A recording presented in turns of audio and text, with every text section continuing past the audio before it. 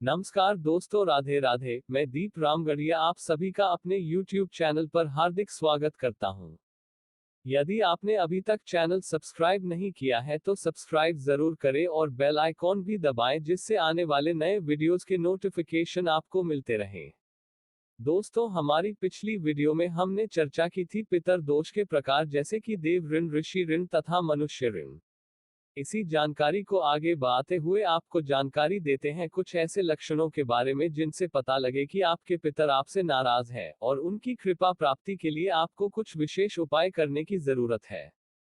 सबसे पहले आपको बता दें कि परिवार में माता की तरफ से 3 पीढ़ी तथा पिता की तरफ से 7 पीढ़ियों तक पितर दोष का प्रभाव रहता है, यानी कि अलग माता की 3 पीढ़ी तथा पिता की 7 पीढ़ियों में से अगर कोई आकस्मिक दुर्घटना से जीवन यात्रा पूरी कर गए हो, जैसे कि अग्नि से जलकर, कर्ट या बिजली के माध्यम से, जल में डूबकर, सड़क हादसे में या फिर किसी लाइलाज बीमारी की वजह से जीवन यात्रा पूरी कर गए हो, जिसकी वजह से वह घर परिवार के प्रति अपनी जिम्मेदारी ना निभा पाए हो और जिम्मेदारी ना निभा पाने के कारण माने उनके कर्म अधूरे रह जाने के कारण उनकी गति या मोक्ष ना हुआ हो, ना तो वह किसी अन्य लोक जैसे ब्रह्मलोक या पितरलोक को गए हो और ना ही उनका पुनर्जन्म हुआ हो, ना ही किसी अन्य योनि में गए हो, बल्कि शरीर ना मिलने से प्रेत योनि में वह दुख झेल रहे हो। तो ऐसी स्थिति में जब वह खुद शरीर ना मिलने से कर्म ना करने की वजह से मुक्ति के मार्ग पर नहीं जा सकते, इस नाते वह अपने कुल परिवार के सदस्यों से यह उम्मीद करते हैं कि वही अब उनके नाम से दान पुण्य करते हुए उनकी मुक्ति का मार्ग बनाए। यह तो हुई एक बात, लेकिन पितर दोष का एक दूसरा पहलू भी होता है, जहां कारण आकस्मिक मृत्यु नहीं होती बल्कि उनके द्वारा किए गए दुष्कर्म होते हैं। माने कि माता की 3 पीढ़ी तथा पिता की 7 पीढ़ियों में से कोई भले ही पूरी आयु भोग कर गया हो, लेकिन जीवन में दुष्कर्म किए हो, जैसे कि शास्त्रों अनुसार किसी की अमानत रखना, किसी की जमीन पर नाजायज कब्जा करना, किसी के लिए झूठी गवाही देना, किसी की संतान को कष्ट देना, किसी स्त्री को कष्ट देना, यह सबसे बड़े दुष्कर्म कहे गए हैं। तो इस तरह के दुष्कर्म करने की वजह से भी अगर कोई सदस्य नरकगामी हो तो वहां से भी वह ऐसी इच्छा रखता है कि उनके कुल तथा परिवार के सदस्य उनके नाम से दान पुण्य करते हुए उनके लिए उन नरक यातनाओं से मुक्ति का रास्ता बनाएं।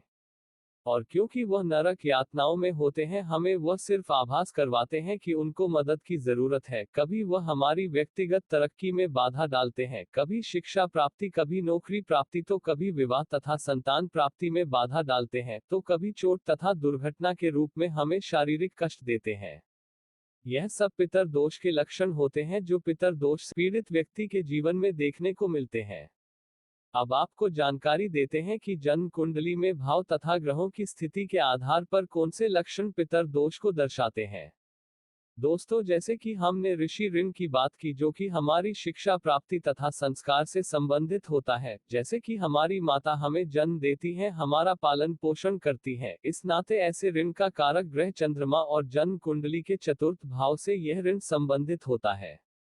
इसके बाद हमने ईश्वरीय तथा देव ऋण की बात की। विष्णु पुराण में सूर्य देव को भी भगवान विष्णु का अवतार बताया गया है, वही जगह पिता है, जगत की आत्मा है। इसके अलावा बृहस्पति ग्रह मीन राशि के स्वामी है, यानी दैवीय कृपा बृहस्पति ग्रह से प्राप्त होती है। इस नाते जन्म कुंडली के 5, 9 और 12 भाव तथा नवग्रहों में सूर्य और बृहस्पति से यह ऋण संबंधित होता है। इसके बाद हमने मनुष्य ऋण की बात की, जैसे कि इस समाज में, इस दुनियादारी में इसके संबंधी मित्र तथा करीबी रिश्तेदारों के माध्यम से हमें जो मदद प्राप्त होती है, उसका ऋण भी हम पर बना रहता है। ऐसी मदद का कारक ग्रह मंगल है और जन्म कुंडली के लग्न तथा अष्टम भाव से संबंधित यह ऋण होता है। इस तरह कुल मिलाकर सूर्य, चंद्रमा, मंगल या बृहस्पति जन्म कुंडली के 1, 4, 5, 8, 9 और 12 भाव में विराजमान होकर शत्रु ग्रहों से पीड़ित हो, ऐसी ग्रह स्थिति उन ग्रहों से संबंधित पितर दोष को दर्शाती है। तो दोस्तों, आज की इस वीडियो में इतना ही। आपको यह जानकारी पसंद आए तो वीडियो को लाइक और शेयर जरूर करें और चैनल को सब्सक्राइब करें। नई जानकारी को लेकर